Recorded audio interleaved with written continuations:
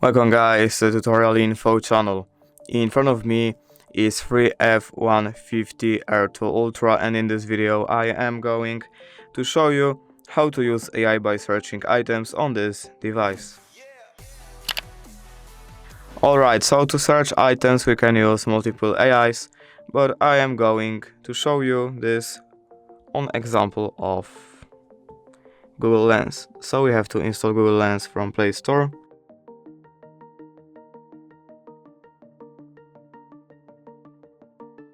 That's the app.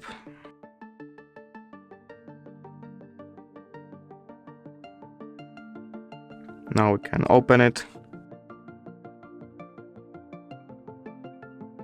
Here we have to open camera, and look, here are my AirPods Pro, and now we have to aim with our camera on this, and then when we're ready we have to just click on this icon right here. So now look, I'm going to aim on them and then click on this icon, and as you can see it searched it and it says AirPods Pro, so it's right.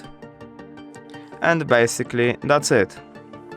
If you did enjoy this video, leave a like and subscribe. Thank you guys for watching. Bye.